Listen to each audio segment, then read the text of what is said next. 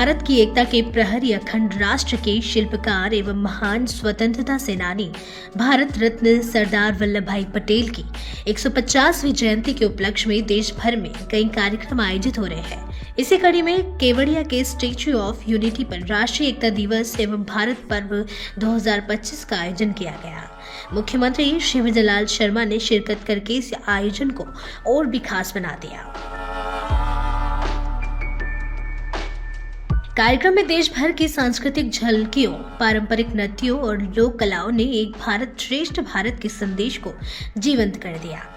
कार्यक्रम में सीएम श्री शर्मा ने सरदार पटेल के आदर्शों को नमन करते हुए कहा कि उनका व्यक्तित्व इतना विराट है कि उसे शब्दों में नहीं बांधा जा सकता। सरदार वल्लभ भाई पटेल की 150वीं जयंती के उपलक्ष्य में आयोजित भारत पर्व कार्यक्रम को संबोधित करते हुए मुख्यमंत्री श्री विजय लाल शर्मा ने कहा कि सरदार पटेल ने केवल रियासतों का एकीकरण ही नहीं किया, बल्कि देश के प्रशासनिक ढांचे की नींव रखी। इस अवसर पर उन्होंने प्रधानमंत्री श्री नरेंद्र मोदी के प्रयासों की सराहना करते हुए कहा कि आज देश अपने नायकों को सम्मान दे रहा है, जिसके वे हकदार हैं। जिस प्रकार सरदार पटेल ने अपने कार्यों से भारत को एक करने का काम किया, वो हमारे लिए आज भी उतनी ही प्रासंगिक जितनी आजादी के बाद थी। उनका त्याग, उनकी देशभक्ति, उनका दृढ़ संकल्प आज भी हमें प्रेरणा देता है और आने वाली पीढ़ियों को भी प्रेरित करता रहेगा। भारत पर्व केवल एक उत्सव नहीं है, ये हमारी सांस्कृतिक विरासत, हमारी विविधता और हमारी एकता का पर्व है। 2016 में प्रारंभ हुआ ये आयोजन आज महत्वपूर्ण सांस्कृतिक कार्यक्रमों में से एक है। आज देश के विभिन्न राज्यों की संस्कृति, कला, व्यंजन और हस्तशिल्प का यहाँ एक मंच पर प्रदर्शित होना सरदार पटेल के एक भारत श्रेष्ठ भारत के स्वप्न को साकार करता है।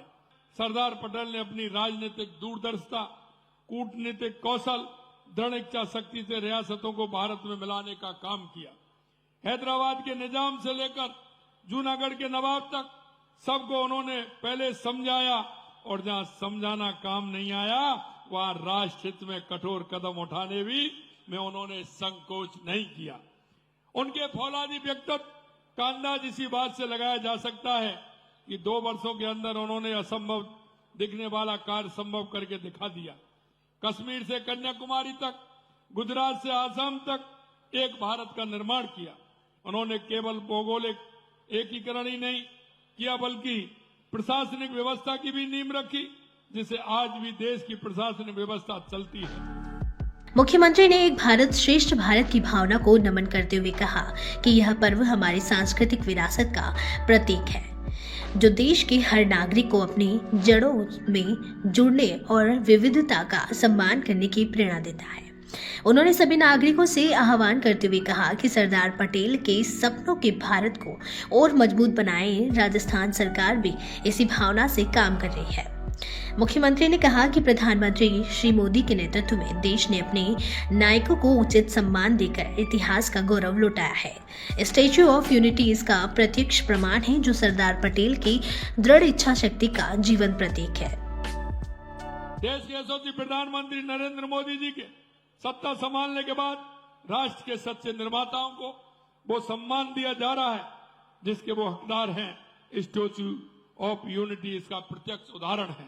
सरदार पटेल की यह प्रतिमा उनके प्रति राष्ट्र के कृतज्ञता का प्रतीक है। इस प्रतिमा का उद्घाटन कर माननीय मोदी जी ने पूरे विश्व को दिखाया कि भारत अपने नायकों का सम्मान देना जानता है। इसके उद्घाटन में मोदी जी ने कहा था, पटेल साहब ने देश को जोड़ा है। आज हम उन्हें वो सम्मान दे रहे हैं जो बहुत पहले मिलना चाहिए था। ये प्रतिमा ये संदेश देती है कि भारत अपने सच्चे नायकों को कभी नहीं भूलेगा। ये प्रतिमा हमें सिखाती है कि एकता में ताकत होती है। माननीय मोदी जी का विजन कि हर भारतीय सरदार पटेल की विरासत से जुड़े। आज एकता नगर के रूप में यह स्थान राष्ट्रीय एकता का तीर्थ बन चुका है।